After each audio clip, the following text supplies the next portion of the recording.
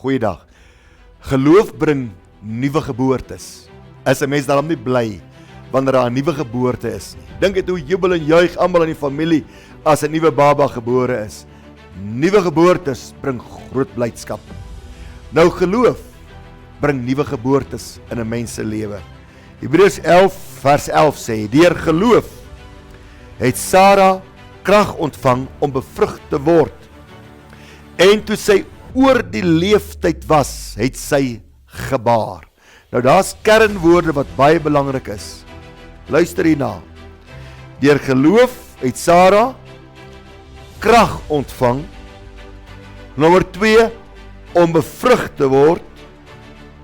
En nommer 3 dat sy oor die leeftyd gebaar het. Wat beteken oor die leeftyd? Sy was 90 jaar oud toe sy gehoor het sy gaan swanger word. Nou 'n vrou van 90 kan nie swanger word nie. Menslik gesproke is dit onmoontlik, maar God gesproke is dit moontlik. God gesproke is alle dinge moontlik. Nou mense, 'n mens kan baie maklik dink, ag nee wat, dinge te ver gevorder, of ek is te oud, sake het te ver gegaan, dis onmoontlik dat 'n saak kan herstel. Kom ons vat gesondheid, wanneer dokters byvoorbeeld sê, dis onmoontlik, hierdie siekte wat jy het, is tot die dood toe. Nou menslik gesproke, is dit onmoontlik. Jy's oor die tyd om menslik gesproke gesond gemaak te word. Net so wat Sara oor haar tyd was van bevrugting. Maar by God is alle dinge moontlik vir hulle wat glo. Wanneer 'n mens glo, ontvang 'n mens by God krag. Daar is 'n bevrugtingsproses wat aan die werk gesit word. Die oomblik as 'n mens sê, maar ek kies om te glo. Jy ontvang hemelse krag, goddelike krag, sodat daardie saak in jou lewe bevrug kan word en 'n nuwe geboorte kan plaasvind. Sara het gelag toe sy 90 jaar oud was en sy gehoor het sy gaan 'n kind hê. Later het sy begin glo, daarom sê Hebreërs 11. Haar geloof het krag getrek dat sy bevrug kon word. Sy het begin glo. Terwyl ek met u praat vandag, lag jy dalk ook. Sê ag nee, wie wat prediker, my saak is onherroepelik verby. Aan my saak is geen self meer te smee nie. Wel as jy dit glo, sal dit so wees. As jy dit glo, sal dit so wees. Jy sien 'n mens moet kies om anders te glo. Jy moet kies om vir 'n wonderwerk te glo. Jy moet kies om vir 'n uitkoms, 'n goddelike ingryping te glo, sodat jy krag kon ontvang, jou saak bevrug kan word en daar 'n geboorte in jou lewe kan plaasvind. Jy kan kyk na die simptome.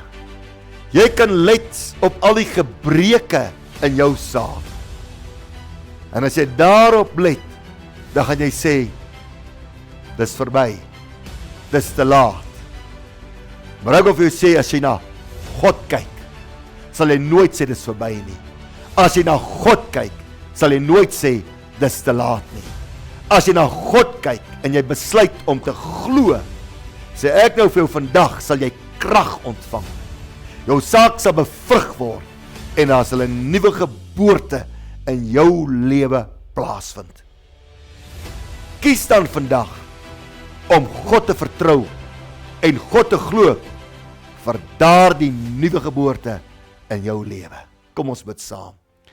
Almagtige God en hemelse Vader, baie dankie dat ons geloof die hemelse krag van God trek in ons omstandighede in. Dat ons sake bevrug sal word deur die Here en dat daar 'n nuwe geboorte sal wees. Ek bid vir mense se gesondheid, dat hulle krag ontvang vir nuwe gesondheid waar siekte is. Ek bid vir hulle wat verhoudingsprobleme het. Ek bid vir hulle wat finansiële probleme het. Mense wat besighede het, wat sê my deure is besig om toe te maak. Ek bid nou saam met hulle almal, wat 'n saak het ook al mag wees. En ek sê, ek glo saam met hulle, Here, dat U hulle saak gaan bereider. Ek glo saam met hulle vir 'n nuwe geboorte. En ek sê nou, dankie Here, dat hemelse krag neerdaal en 'n bevrugtingsproses plaasvind. En Here, dat daardie mense gaan juig oor die nuwe geboorte wat God vir hulle gegee het. In Jesus naam bid ek dit. En ek sê dankie Here. Amen. Geloof bring nuwe geboortes in jou lewe. God seën u. Totsiens.